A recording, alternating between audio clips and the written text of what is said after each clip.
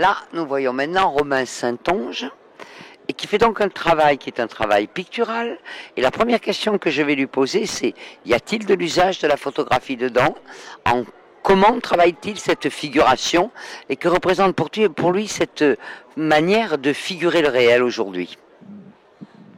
Bien, bonjour déjà.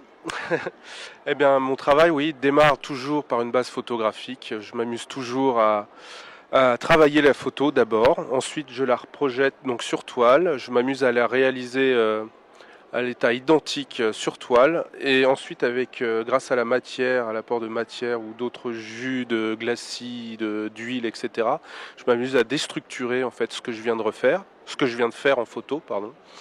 Donc, pour donner une espèce de une atmosphère un peu de temps passé.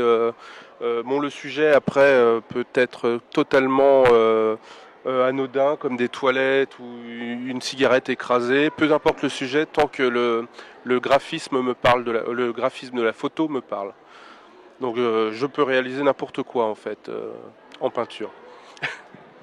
Oui, il y a une deuxième chose qui me frappe, c'est que majoritairement, à part qu'une petite tache de couleur ici ou là, et puis la trace d'ailleurs d'une souris d'ordinateur, d'une flèche d'ordinateur, c'est du noir et blanc majoritairement. Est-ce que cela aussi ça a affaire à la référence à la photo? C'est ma question et j'en poserai une autre ensuite. Alors oui, tout à fait. Comme j'ai un œil autant photographique que peintre, j'utilise donc beaucoup de valeurs plus que des couleurs. Je me sens plus à l'aise là-dedans. Ça me permet d'aller directement vers la matière. Ce qui m'intéresse le plus, c'est la matière avant le graphisme en fait. Donc voilà. Que dire d'autre?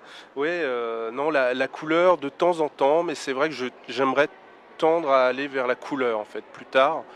Je suis en train, mais j'ai beaucoup de mal. Je suis bloqué pour l'instant dans les valeurs. Mais voilà, c'est juste une passade, je pense.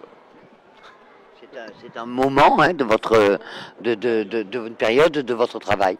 Bon, est-ce que alors autre élément, vous avez dit que on voit aussi bien peut-être un enfant devant la plage et qu'effectivement des toilettes, un mégot, un portrait qui peut être référencé d'actualité ou un portrait de famille.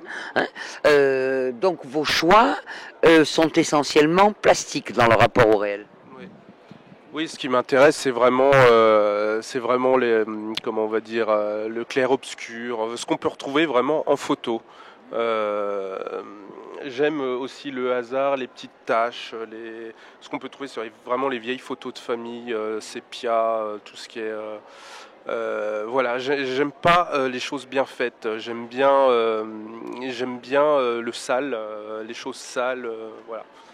Donc c'est ça qui m'attire avant tout dans une photo. Que dire d'autre? Ne dites pas chaque fois que dire d'autres, parce que vous faites mieux que dire, vous faites. Oui. Et donc on voit dans votre travail, plus que effectivement dans vos paroles, vous m'avez dit tout à l'heure, je ne suis pas bavard, il y a quand même de temps en temps des lettres là, et des textes dans vos pourquoi. Alors comme des images, certaines sont piquées sur Internet, dans des choses totalement anonymes, je me permets de reproduire à l'identique les images volées sur Internet, on va dire. Mais comme vous le disiez si bien, moi je préfère que la toile en dise plus que moi. En général, je préfère aussi écouter les gens, ce qu'ils ont à dire sur mes peintures. Ils l'expliquent mieux que moi en général. Vous parlez d'étoiles prises sur Internet. Il y a quand même une forme, aussi bien dans la forme de votre travail que dans la procédure, une certaine manière de rapt d'image pour en faire une autre image. Oui, oui, de toute façon, un photographe, c'est un voleur d'images à la base. C'est comme ça que je le conçois. Bah, moi, je fais la même chose, mais je vole à ma façon, quoi. Oui, c'est un rapt de l'image que je m'approprie et que je retranscris autrement à ma façon.